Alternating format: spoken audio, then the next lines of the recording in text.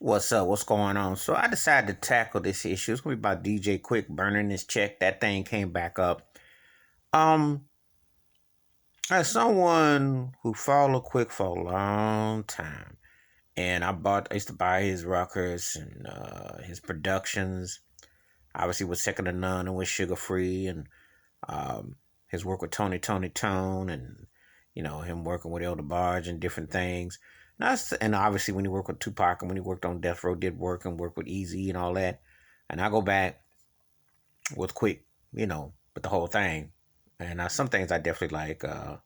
You know, um, when he worked with R. Kelly, he did start Kelly, which I thought was unprofessional. It was a tacky turkey move because, hey, look, you can't talk about nobody in that industry because. But anyway, that's another story. And Quick working with Rick James and Richie Rich and all that, and Massenberg and all that. So hey, look, I go back with, you know, I go back with all that and all that. But anyway,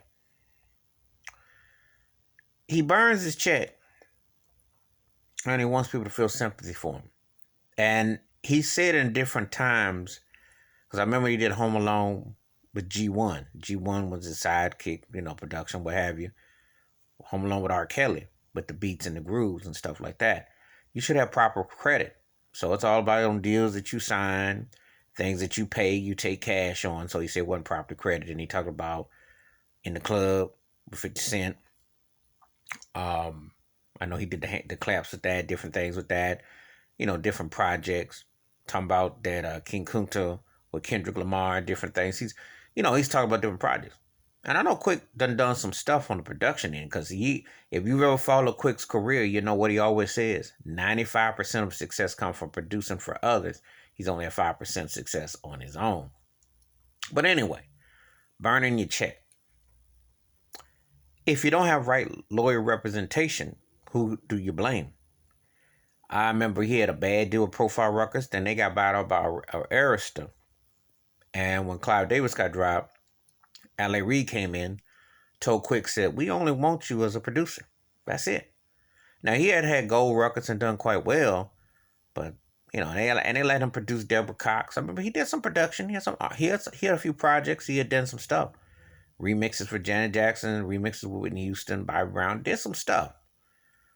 But it never had blew up. And the biggest thing I heard Quick was because of not only imagery, but also he never had what we call a money act. All his acts were regional. So Second to None, Sugar Free. But anyway, when you sign a bad deal, you don't get your paper straight, you don't have your representation straight, it comes back on you. I'm not going to knock him because, hey, George Clinton did the whole thing in the 70s, had 9 major deals going. A lot of artists do because you have to get courtesy and permission to do that. That's what a lot of young heads who get into the business don't understand. You can ghost work, but you got to get permission to get courtesy or they'll throw you in music industry jail, purgatory, and they will whiteball your behind. They call it blackball. I call it whiteball because white folks own the business. So let's call it what it is. And then you got to end up going and talking to label heads and lawyers to get your end straight, or your bag gonna have a hole in it. And that's what happened with Quick. You get older, and that flow, and they cut you a little measly check. It's a slap in your face. That same check 35 years ago, you'd have been happy. Bought you a couple Big Macs, but now it's small change, chump change.